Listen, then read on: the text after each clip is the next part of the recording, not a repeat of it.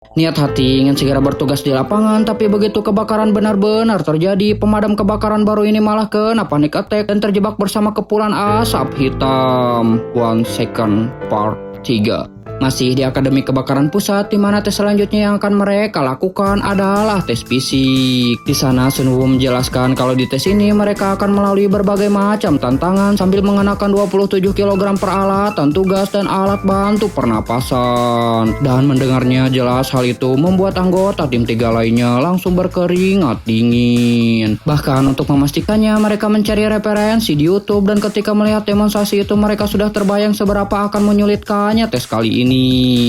Di lapangan, para anggota pemadam kebakaran baru terlihat sudah bersiap, dan di sana pelatih memberitahu beberapa peraturan pada tes hari ini. Yang pertama, tidak boleh menyerah karena saat tugas di lapangan nanti mereka tidak boleh meninggalkan korban hanya karena merasa kelelahan. Dan yang kedua, pelatih menyuruh mereka melakukan tes ini dengan semaksimal mungkin supaya dapat memperhitungkan dengan akurat batas kemampuan diri masing-masing. Karena hal yang paling berbahaya adalah jika seorang pemadam turun ke lapangan tanpa tahu batas dirinya sendiri, itu bisa membuat mereka kehilangan seorang rekan. Dan berdasarkan informasi yang dibagikan pada setiap ketua tim, di sana Pak Jung Sok mengatakan 5 orang urutan terbawah akan diminta tetap berada di akademi untuk mengulang bimbingan. Dan untuk memudahkan tes ini, pelatih juga memanggil seorang pemadam kebakaran senior supaya melakukan demonstrasi. Di mana ketika tim 3 melihat sosok petugas itu, mereka dibuat terkejut karena ternyata pria itu adalah orang yang sama yang sebelumnya mengalahkan Hoso dalam tes fisik. Pria itu bernama Yun Yen Song, petugas pemadam wilayah Siguang. Namun bukannya tertekan, Hoso malah tersenyum senang karena dengan orang itu menjadi demonstrator, dia jadi memiliki kesempatan untuk membalas kekalahan yang sebelumnya.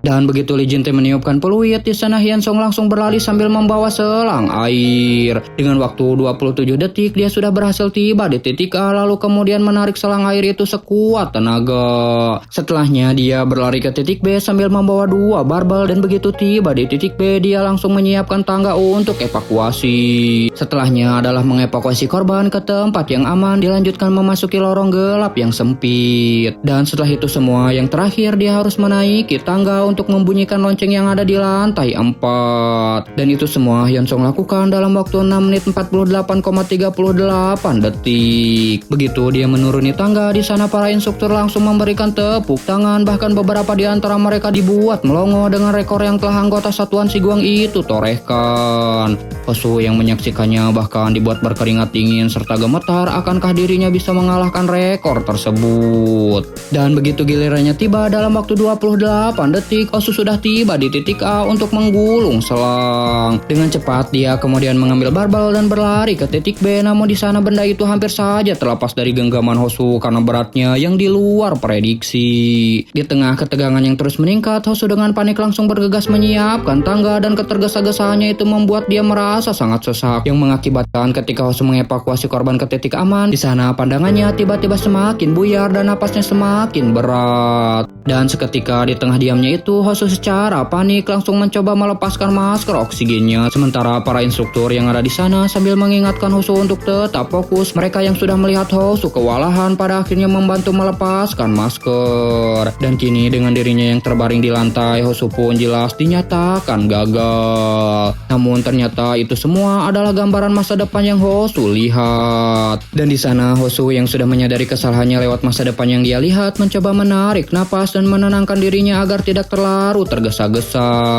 Beberapa peserta dari tim 1 terlihat sudah berhasil menyelesaikan tes tersebut di atas 9 menit. Namun di antara mereka juga ada yang gagal dan pingsan. Dan di sana instruktur langsung memarahi mereka serta menekankan kalau kunci dari tes kali ini bukanlah pada kemampuan berlari yang harus secepat mungkin. Di sisi lain, Lee Jin Tae yang melihat kekacauan itu kemudian menyalahkan Hyun Song karena yang dia minta dari juniornya itu adalah melakukan demonstrasi, namun Hyun Song malah mencatatkan sebuah rekor. Dan karena rekornya itu, anak-anak yang lain menjadi sangat tertekan serta terlalu memaksakan diri. Namun dengan senyum, Hyun Song malah mengatakan bukankah seniornya itu menyuruhnya untuk melakukannya dengan maksimal. Dan melihat peserta selanjutnya adalah tim 3, Lee Jin Tae pun yakin kalau Kang Yerin akan bisa melakukannya lebih baik dan hal itu akan membukakan jalan bagi peserta lain untuk juga mengikuti jejaknya. Di sana Kang Yerin terlihat sudah bersiap dan begitu instruktur membunyikan tanda dia langsung berlari dengan cepat. Secara cepat namun presisi perlahan Kang Yerin menyelesaikan tugasnya dengan sangat rapi sampai akhirnya dia pun menaiki tangga dan berhasil membunyikan lonceng. Dan waktu yang dia torehkan adalah 7 menit 24,34 detik. Dan benar saja setelahnya peserta-peserta lain pun berhasil menyelesaikan tes fisik tersebut dengan rentan waktu di angka 7 menitan. Bahkan secara perlahan kecepatan mereka semakin meningkat dan Lee Jin Tae yang melihatnya pun kembali merasa lega dengan kualitas dari peserta tahun ini. Dan ketika instruktur memanggil peserta selanjutnya, di sana Hosu sudah berdiri di garis start. Sambil memandang ke arah Hyunsung, Hosu bertekad untuk bisa menorehkan waktu lebih cepat dari seniornya itu. Di saat melakukan kuda-kuda, Hosu kembali mengingat titik-titik kesalahannya lewat masa depan yang dia lihat sebelumnya. Mulai dari di detik berapa dia harus menarik napas untuk menjaga keseimbangan kaki kanannya, selang air yang harus dia rapihkan saat menyemprot air, bahkan belokan krusial di detik 28 saat memasuki lorong. Dan begitu Hosu sudah mempersiapkan diri, sebuah tanda pun langsung dibunyikan dan dengan cepat Hosu langsung melesat sambil mempertahankan ketenangannya. Dengan kecepatannya itu, bahkan anggota dari tim lain pun langsung dibuat melongo. Begitupun dengan Hyunsung yang begitu terkejut menyaksikan Hosu secara konsisten mempersingkat waktu di setiap titik yang dia lewati. Dengan cermat, Hosu memperbaiki setiap kesalahan dan melakukannya lebih efisien dari apa yang dia lihat pada masa depan sebelumnya. Mulai dari saat merapihkan selang, dia langsung menariknya dengan sangat kuat sampai seluruh selang itu secara langsung melayang ke arahnya. Bahkan ketika menyiapkan tangga, bukannya meletakkannya dengan pelan, Hosu malah langsung melemparkannya pada dinding. Dan jelas hal itu membuat tim lainnya dan para instruktur yang ada di sana dibuat terkejut. Namun cara itu benar-benar sangat efektif mengingat dalam sepersekian detik tangga itu langsung terbuka dan Hosu segera merapihkannya. Setelahnya Hosu pun kemudian berlari untuk mengevakuasi korban ke titik yang sudah ditentukan. Dan melihat cara yang tidak biasa yang Hosu lakukan, para anggota lainnya dibuat begitu takjub, sementara Hyunsung malah dibuat melongo tak percaya. Dan di tengah diamnya itu, Lee Jin Tae dengan bangga kemudian bertanya, bukankah junior barunya itu begitu istimewa? Bahkan saking terkesimannya dengan kejeniusan Hosu, para instruktur sampai lupa untuk memperhatikan waktu yang sedang berjalan. Dan pada akhirnya Hosu pun berhasil membunyikan bel di lantai 4 dengan waktu 5 menit 58,92 detik. Dan itu adalah sebuah rekor baru dalam tes kemampuan fisik. Dan bagi seorang pahlawan, ketika Hosu turun, di sana rekan seangkatannya langsung bersorak meneriakan namanya. Namun Hyunsung yang masih belum percaya akan hal itu terlihat mematung dia merasakan kengerian dari orang yang ada di hadapannya itu. Singkat cerita, ketika giliran anggota tim 3 lainnya tiba, di sana Jong Johan mencatatkan waktu 7 menit 48 detik, Pak Jong Sok 7 menit 42 detik, Hyung Chul 8 menit 11 detik, sementara Sen Woo mencatatkan waktu lebih lama karena mengalami cedera kaki yaitu 9 menit 15 detik. Dan ketika Wonho mendapatkan giliran terakhir, di sana dia yang menyadari kalau dirinya tidak memiliki fisik sekuat Hosu dan kecepatan seperti Kang Yerin, terlihat tidak memperdulikan hal itu dan fokus pada kemampuannya sendiri yaitu pantang menyerah. Dengan semangatnya itu, Wonho pun pada akhirnya berhasil menyelesaikan tes tersebut dengan mencatatkan waktu 7 menit 21,48 detik. Dengan itu, tes kebugaran fisik pun resmi berakhir dan di dalam asrama terlihat tim 3 yang sudah lemas tak berdaya. Namun di sana mereka merasa bersyukur telah berhasil melewati tes terakhir itu, apalagi mengingat Hosu yang berhasil membalaskan kekalahannya dengan mencatatkan waktu lebih cepat dibandingkan dengan senior Yoon Hyunsung. Namun di tengah kegembiraan itu, ketika mereka melihat ke arah Sen Woo, sesaat kemudian Hosu dan yang lainnya pun langsung terdiam mengingat salah satu anggota mereka itu mencatatkan waktu yang kurang baik. Tapi di sana Pak Jong Sok langsung mengalihkan topik dengan mengatakan kalau kini tes paling sulit sudah mereka lalui dan hanya tersisa 2 minggu lagi sebelum hari upacara kelulusan. Di sisa waktu itu dia kemudian mengajak rekan-rekannya untuk kembali berusaha sekuat tenaga supaya mencapai hasil yang memuaskan. Meski awalnya memang terasa canggung, namun berbeda dengan di awal masuk akademi di mana waktu terasa lambat karena terlalu banyak yang harus dipelajari. Tapi setelah terbiasa, waktu malah terasa berjalan begitu cepat. Dan hari itu pun akhirnya tiba di mana mereka secara resmi dinyatakan lulus sebagai pemadam kebakaran. Di saat mereka merasa haru karena sudah lulus, di momen itu si Senwo malah disibukkan dengan mencari setelan celana formal. Bahkan saking gugupnya dia beberapa kali salah dalam memakai celana. Dan sambil menunggunya menemukan celana, para anggota tim 3 pun saling berpelukan serta memberikan selamat ke satu sama lain. Dalam upacara kelulusan itu, mereka diperlihatkan semua kerja keras selama di akademi, dan ketika mereka menonton ulang apa yang sudah mereka lakukan di sana, ada yang dibuat tertawa, dibuat tegang, bahkan ada beberapa kejadian yang sampai membuat mereka menangis haru. Dan setelahnya ada acara penghargaan di mana Hosu dan Kang Yirin mendapatkan penghargaan sebagai peserta akademi terbaik. Puncaknya acara itu pun diakhiri dengan penghormatan dari para pemadam kebakaran yang baru dilantik. Singkatnya, setelah beberapa hari berlalu, Kang Yirin pun mengajak Hosu untuk bertemu, dan di sana Kang Yirin dibuat terkejut mendapati kalau ternyata Hosu ditempatkan di damkar wilayah Jakdo, yang mana ternyata itu merupakan lokasi tugasnya. Di saat Hosu kegirangan mengingat lokasi tugas mereka yang sama, di sana Kang Yirin kemudian mengingatkan akan kemampuan penglihatan masa depan Hosu. Kang Yirin juga mengingatkan hukuman yang mereka terima ketika di akademi dulu akibat tindakan yang Hosu lakukan yang juga menyeret rekan-rekannya. Di sana Kang Yirin menyuruh Hosu untuk tidak memberitahu tentang kemampuannya itu karena kemungkinan besar orang-orang tidak akan percaya, bahkan bisa saja dirinya malah dicap sebagai orang aneh. Kang Yirin juga meminta Hosu untuk memastikan dengan benar apa yang dia lihat sebelum memutuskan tindakan apa yang akan dia lakukan. Pokoknya jangan bergerak tanpa perhitungan agar tidak membuat masalah. Dan keesokan harinya dengan membawa barang bawaannya, Hosu pun tiba di kantor pemadam kebakaran wilayah Jakdo. Dan di hari pertamanya itu, Hosu terlihat begitu tegang, bahkan ketika para senior memanggil namanya bak seorang prajurit perang, dia selalu menjawabnya dengan lantang namun kaku. Di sana senior Jong Haete yang bertugas membimbing Hosu memperkenalkan orang-orang dalam satuan wilayah Jakdo, mulai dari Kapten Shin Junbom yang merupakan ketua tim 2 dan Letnan Baekjeon Tan kepala satuan pemadam Jakdo. Seniornya itu juga membawa Hosu berkeliling sambil menunjukkan tempat Hosu bisa menyimpan barang-barang miliknya. Dan di saat mereka memeriksa mobil damkar, di sana terlihat mobil ambulan yang merupakan bagian dari satuan wilayah Jakdo yang baru saja kembali dari tugas. Di bagian para medis itu terdapat 2 orang, yaitu Pak Yongjun dan juga Kim Yongjin. Namun baru saja mereka duduk, sebuah alarm kembali terdengar dengan informasi meminta para medis untuk segera datang ke lokasi karena telah terjadi kondisi darurat.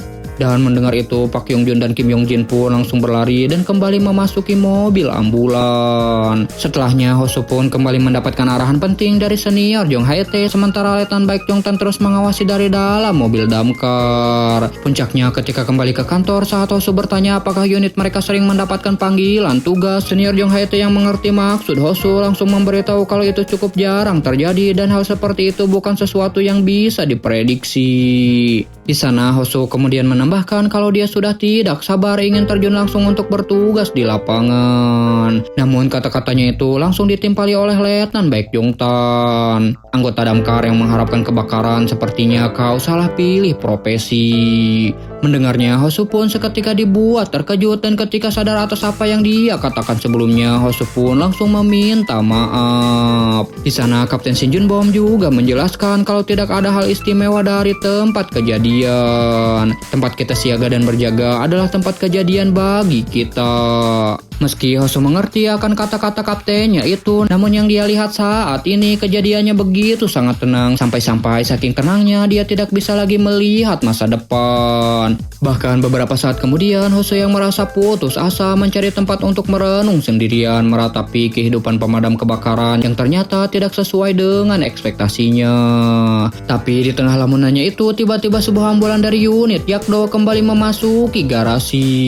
Di sana Kim Yongjin yang melihat Hosu ada di belakang langsung meminta bantuan untuk membereskan kekacauan yang ada di dalam bagasi. Dan begitu pintu belakang mobil itu dibuka, Hosu pun sontak dibuat terkejut dengan kekacauan yang dimaksud. Di mana di sana terlihat peralatan para medis yang begitu berserakan, ditambah lagi noda darah ada di mana-mana. Hosu yang melihatnya bahkan dibuat sangat ngeri dengan kekacauan itu. Aku harus segera merapihkannya sebelum ada panggilan lagi. Seakan-akan tidak terjadi apa-apa. apa-apa. Dan begitu mendengar kata-kata itu dari mulut Kim Yong Jin, Hosu pun langsung menoleh ke arah mobil damkar yang terlihat begitu rapi seolah tidak terjadi apa-apa. Seketika Hosu pun langsung dibuat malu karena kini dia baru mengerti tentang perkataan kaptennya sebelumnya yang mengatakan kalau tempat kita siaga dan berjaga maka tempat itulah tempat kejadian bagi seorang damkar. Beberapa saat pun berlalu dan terlihat kini Hosu sudah berada di dalam mobil damkar. Di sana juga ada senior Jong Hae-tae dan Letnan Baek Jong Tan yang sedang mengemudi sambil memberikan arahan pada mobil di depan untuk segera memberikan mereka jalan. Di sana Hosu terlihat begitu tegang serta excited karena ini akan menjadi tugas pertamanya setelah secara resmi menjadi pemadam kebakaran. Namun sesampainya di lokasi ternyata laporan adanya asap di perumahan warga itu adalah sebuah asap karena pemilik rumah sedang membakar daging di halaman. Mereka pun pada akhirnya kembali lagi ke kantor tanpa melakukan apapun dan Hosu yang sebenarnya sudah melihat kejadian itu lewat penglihatan masa depannya meski sedikit kecewa, namun yang lebih penting dari itu semua adalah bahwa tidak ada orang yang terluka. Dan beberapa saat kemudian alarm panggilan terus bermunculan, namun setiap kali mereka datang ke lokasi itu semua hanyalah sebuah kesalahpahaman. Sebaliknya tim para medis selalu saja tidak memiliki waktu istirahat karena baru saja mereka kembali, panggilan darurat selalu saja muncul memaksa mereka untuk segera datang ke lokasi. Di tempat lain, ketika Hosu membantu membereskan mobil ambulan, di sana terlihat seorang wanita penjaga karaoke yang menutup tokonya dan segera bergegas karena terlambat. Tanpa dia sadari kalau dari celah rolling door tokonya itu keluar kepulan asap hitam yang semakin lama semakin membesar. Sementara itu di kantor pemadam kebakaran wilayah Jakdo, Hosu dan Kang Yerin yang sebentar lagi akan bertukar shift terlihat begitu terkejut mendengar alarm kebakaran berbunyi. Di sana Letnan Baek Jong Tan dan Jong Hae-tae yang sudah bersiap langsung berteriak menyuruh Hosu untuk segera bergegas. Dan saat Kang Yerin bertanya apakah Hosu sudah mengetahuinya lewat penglihatan masa depan, di sana Hosu menggeleng dengan kebingungan. Bahkan di dalam mobil pemadam Hosu masih bertanya-tanya kenapa kejadian kali ini tidak muncul dalam penglihatannya. Apakah itu karena terlalu banyaknya panggilan darurat yang membuatnya tidak lagi merasakan perasaan was-was dan juga tegang. Dan saat Hosu melihat tempat kebakaran, sesaat kemudian sebuah penglihatan pun muncul, yang mana di sana Hosu hanya melihat kegelapan menyelimutinya. Di saat Hosu mencoba mencari jalan keluar, di sana dia terus berjalan sambil meraba dinding yang ada di sebelah kanan. Namun tiba-tiba saat dinding itu menghilang, Hosu yang tidak punya lagi tumpuan pun seketika langsung terjatuh. Dan dalam ruangan yang semakin gelap itu, Hosu sama sekali tidak menemukan apapun yang bisa dia jadikan arah untuk naik ke atas. Namun di tengah ketidakberdayaannya itu, tiba-tiba sebuah teriakan memanggil namanya, dan itu adalah senior Jong Hae-tae yang menyadarkan Hosu dari penglihatan masa depannya. Begitu tiba di lokasi sambil berlari menyeret selang air, Letnan Baek Jong Tan yang sudah mengamati situasinya kemudian menyuruh Jong Hae-tae untuk membukakan jendela belakang gedung yang menembus ke tempat karaoke. Sementara untuk Hosu, dia menyuruhnya untuk segera bersiap masuk ke dalam. Dan ketika di sisi lain Jong Hae-tae menginformasikan kalau jendela belakang sudah dibuka, secara perlahan Letnan Baek Jong Tan kemudian membuka rolling door depan. Dan seketika itu pula kepulan asap pun langsung menyerbu mereka. Karena lokasinya ada di basement, mereka berdua pun terpaksa harus turun untuk mencari sumber api sambil mendorong asap keluar ke jendela bagian belakang gedung yang sudah dibuka oleh Jong Hae-tae. Mereka secara perlahan mendorong asap itu keluar menggunakan tekanan air, dan di sana Letnan Baek Jong Tan menginstruksikan Hosu untuk tetap berada di dekatnya. Dia juga menyuruh Hosu untuk segera menggunakan kamera thermal untuk mencari sumber api yang harus segera mereka padamkan. Semakin melangkahkan kaki, semakin tebal juga asap hitam yang menghantam mereka, dan di sana Hosu yang sebelumnya sudah melihat masa depan terlihat begitu panik dengan kegelapan di sekitarnya.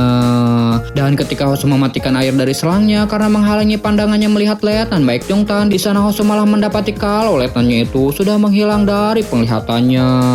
Di momen itu Hosu yang terkena panik attack langsung ambruk ke tanah dan perlahan kesadarannya pun mulai goyah. Tapi tiba-tiba di tengah keputusasaannya itu sebuah tangan langsung menariknya dari kegelapan. Dan dengan penuh emosi Letnan Baek pun langsung memaki Hosu sambil mengatakan kalau lain kali dia tidak boleh melanggar perintahnya.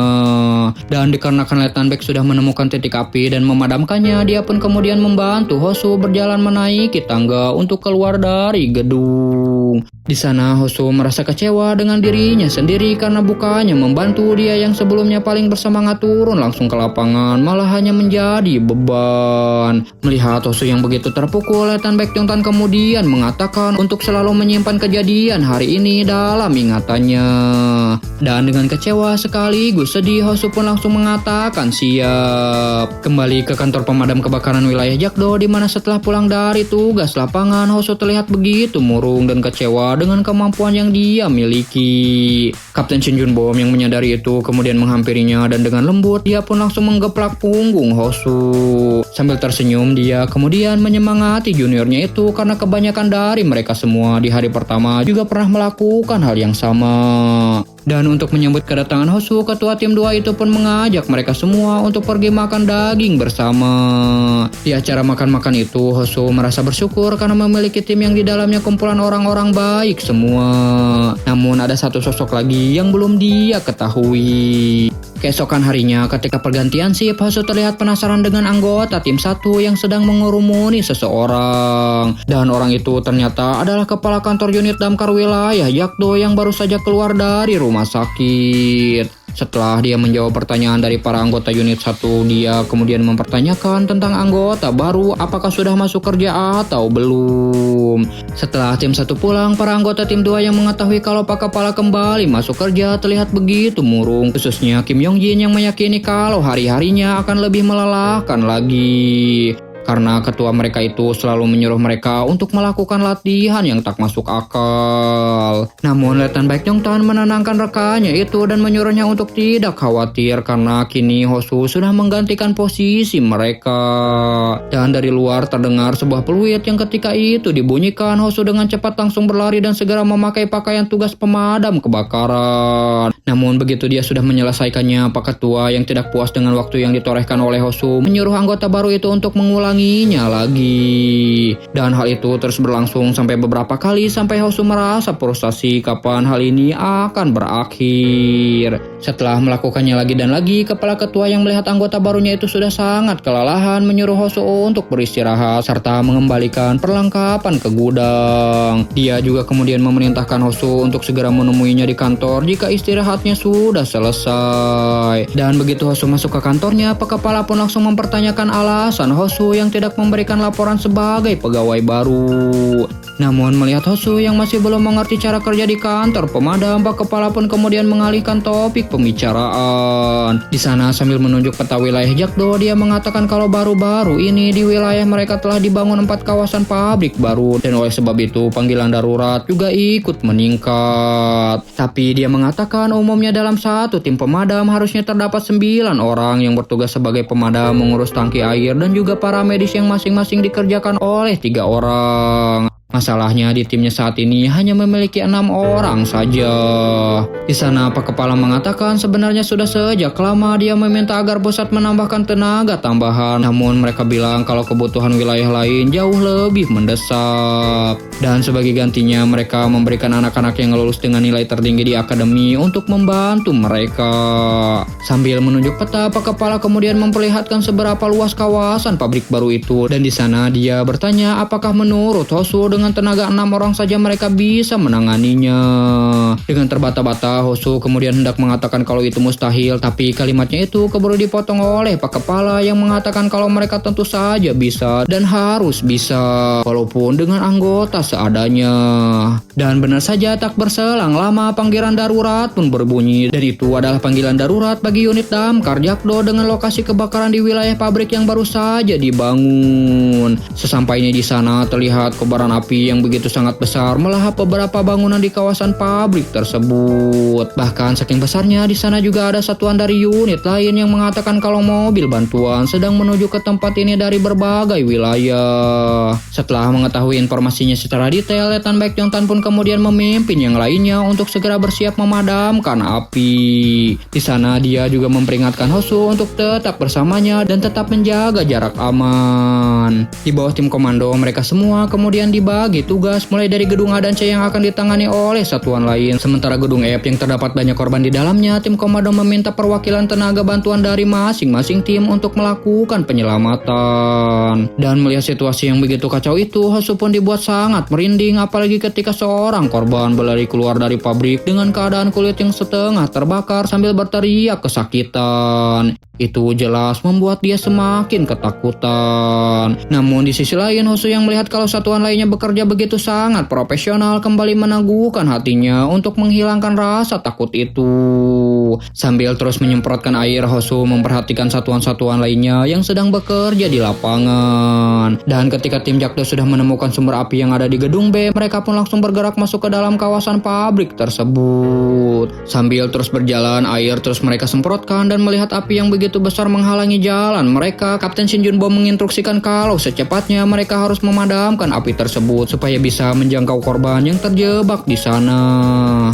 Namun Hosu yang sedari tadi memegangi selang air merasakan panas mulai merambat dari tangannya, dan meskipun semua benda yang ada di sana sudah basah karena air yang mereka semprotkan, hal itu malah menyebabkan udara semakin lembab dan juga panas. Namun setelah beberapa saat, Hosu begitu terkejut mendapati kalau para seniornya sudah membuka jalan untuk melakukan evakuasi. Di sana Kapten Shin Junbo kemudian menginformasikan pada satuan komando kalau mereka telah selesai memadamkan api di gedung B dan akan segera bergegas ke gedung Y. Namun alangkah terkejutnya ketika Kapten Shin Junbo menyadari kalau bagian tempat tinggal pekerja juga ikut terbakar. Dan di sana dia meminta tim komando untuk segera mengirimkan bantuan. Tapi tiba-tiba di tengah laporannya itu, di sebuah jendela mereka melihat tangan seseorang yang mencoba meraih jendela. Dan saat itu juga Kapten Shin Junbo dan para anggotanya langsung memadamkan api serta segera melakukan penyelamatan. Meski pintu masuk terhalangi oleh reruntuhan, namun dengan kekuatannya Letnan Baekhyuntan langsung menendang pintu itu dan menyuruh Hosu untuk segera mengevakuasi korban keluar. Di sana dia juga meminta Hosu untuk bergabung dengan tim pendukung serta melaporkan kondisi saat ini. Saat Hosu berhasil membawa korban keluar, di sana dia mendapati kalau Wonho dari satuan wilayah Jingwan juga ada di lokasi. Namun karena kondisinya sedang genting, mereka pun menunda reuninya dan fokus pada tugas masing-masing. Sementara itu di lokasi gedung Y, tim pemadam Jakdo sudah berhasil menyelamatkan 6 orang dan semuanya sudah dibawa oleh tim bantuan keluar. Namun dalam gedung itu, Kapten Shin Junbo merasa ada yang aneh mengingat kobaran api yang semakin besar dan rembetannya pun semakin cepat. Dia curiga kalau material yang digunakan sebagai bahan baku pembuatan gedung ini di bawah standar. Dan benar saja, di tengah proses pemadaman api yang tak kunjung padam itu, tiba-tiba Kapten Shin Junbo mendengar suara retakan. Di saat itu juga mereka semua berhenti, sementara di hadapan mereka terlihat bangunan yang mulai rubuh. Dengan panik, Kapten Shin Junbo kemudian langsung berteriak menyuruh para anggotanya untuk segera menyelamatkan diri. Sementara itu di luar gedung, para unit lain yang mendengar kalau ada bangunan rubuh langsung terlihat begitu panik. Begitupun dengan Hosu yang sangat khawatir mengingat rekan-rekannya masih ada di dalam. Di saat mereka merasa prihatin pada satuan Jakdo yang terjebak di dalam, tiba-tiba dari asap tebal yang menyelimuti gedung itu perlahan beberapa orang muncul sembari membawa korban yang tersisa. Dan itu adalah satuan unit Jakdo yang berhasil menyelamatkan diri. Melihat para seniornya yang berhasil keluar bahkan bisa menyelamatkan korban yang tersisa, Hosu terlihat begitu kagum. Sementara itu Kapten Shin Junbo yang baru saja keluar langsung melaporkan kalau timnya sudah memeriksa semua tempat dan tidak menemukan adanya korban lagi. Di sana dia juga sangat yakin kalau pabrik ini dibangun dengan asal-asalan mengingat materialnya sangat mudah terbakar, jadi tidak heran jika bangunannya bisa rubuh kapan saja. Di saat tim Jakdo dan tim Jingwan akan bergerak lagi, di sana Wonho yang melihat unit pemadam Jakdo yang begitu luar biasa langsung berlari ke arah Hosu sambil memuji para seniornya. Namun begitu melihat sahabatnya itu, Wonho seketika langsung terkejut melihat ekspresi Hosu yang begitu ketakutan dengan keringat yang membasahi wajahnya. Wonho yang menyadari kalau Hosu sudah melihat masa depan yang mengerikan langsung bertanya masa depan seperti apa yang sahabatnya itu saksikan. Dan dengan suara yang bergetar, Hosu mengatakan harusnya masih ada satu korban lagi. Sambil memegang pundak Wonho, Hosu juga menambahkan kalau sebentar lagi bangunannya akan segera runtuh. 7 menit lagi bangunan ini akan segera runtuh. Namun sebelum Hosu menjelaskan lebih lanjut, dari walkie-talkie miliknya terdengar unit pemadam Jakdo yang memanggil-manggil namanya. Dan Wonho yang melihat Hosu hanya berdiam diri langsung mengambil walkie-talkie itu serta menjawab kalau anggota baru dari satuan Jakdo itu sedang membantu merapikan perlengkapan dengan tim Jingwon. Namun sesaat kemudian ketika Hosu kembali mendapatkan kesadarannya, dengan penuh tekad dia menerobos kobaran asap hitam yang menghalangi jalannya. Dan bersambung. Jika kalian suka sama alur cerita manhwa ini, jangan lupa like, komen, dan juga subscribe. Bye.